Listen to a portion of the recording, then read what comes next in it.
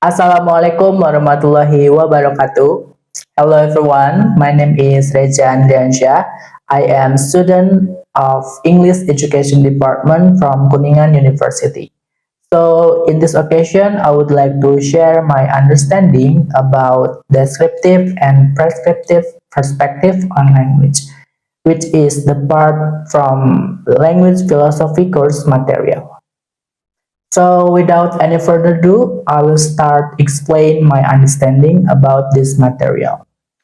So when we study language, we can approach it in two main ways, it descriptively and perspectively.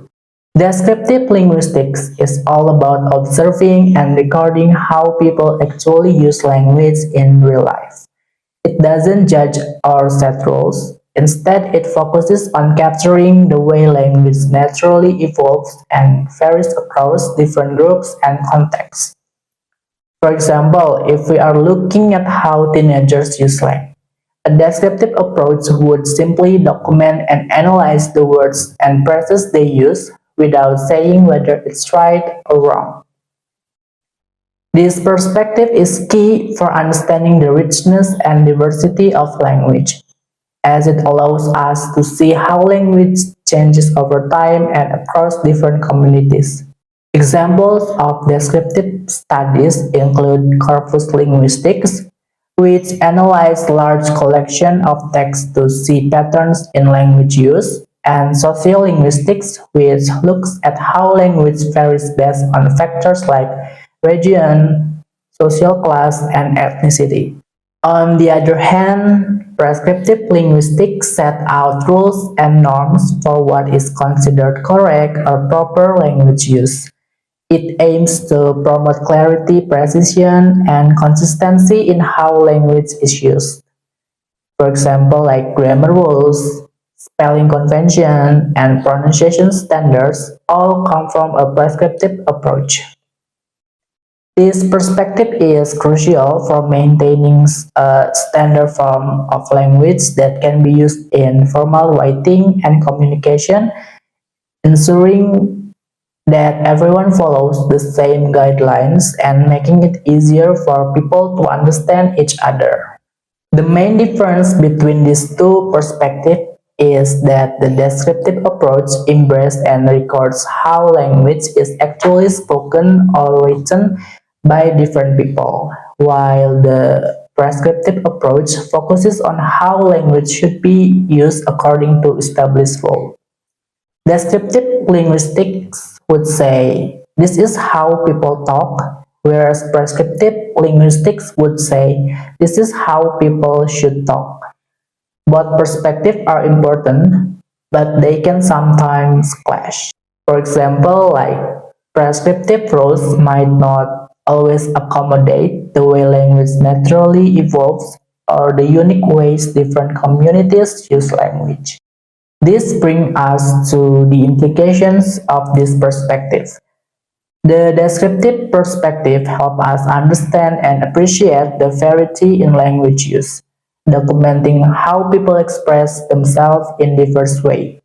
It's vital for capturing the full range of human communication, from formal speech to everyday conversations. The prescriptive perspective, on the other hand, help us maintain a standard form of language that is necessary for formal communication and education. However, it can become problematic when it tries to enforce outdated rules or stifles the natural creativity and innovation found in language use. In the context of language education and policy, these perspectives have significant impacts. A descriptive approach encourages education systems to recognize and celebrate linguistic diversity, helping students appreciate different dialects and forms of expression. It supports policies that are inclusive of all ways people use language. Meanwhile, a prescriptive approach focuses on teaching standard rules and norms, ensuring that students can use language correctly in formal settings. It's important to find a balance between these approaches to meet the diverse needs of different communities and contexts. Potential conflicts and challenges arise when prescriptive rules clash with the natural diversity of language use. For example, strict grammar rules might not always align with the way people actually speak, especially in different cultural or social groups. Prescriptive norms can also become outdated as language evolves, making them less relevant over time. Additionally, enforcing rigid rules can sometimes suppress the creative ways people use language, like slang or new expressions. Conversely, descriptive linguistics might be criticized for not providing clear standards or for being too lenient, potentially leading to confusion in formal communication. So, understanding this perspective also involves considering the impact of language attitudes and ideologies. How people feel language can affect which language they choose to use, and how they judge others' language proficiency, and even how they perceive social status and power. Positive attitudes can promote acceptance of diverse ways of speaking, while negative ones can lead to discrimination and bias. Addressing these issues is crucial for fostering an inclusive and respectful linguistic environment. So, in summary, understanding the descriptive and prescriptive perspective on language provides a comprehensive view of how language operates and evolves. Descriptive linguistics highlights the importance of observing and documenting how people actually use language in their everyday lives. And then also celebrating the rich diversity and dynamic nature of language across different communities and contexts. It allows us to see the natural variations and changes that occur over time. On the other hand, prescriptive linguistics focuses on establishing rules and norms for correct language use, ensuring clarity, precision, and consistency, particularly in formal communication and education. Both approaches have their unique benefits and challenges.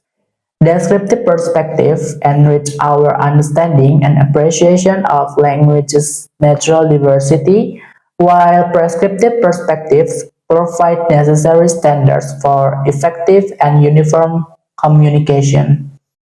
Balancing these two perspectives is crucial, especially in language education and policy, to accommodate diverse ways people express themselves and the need for clear and then also for consistent communication.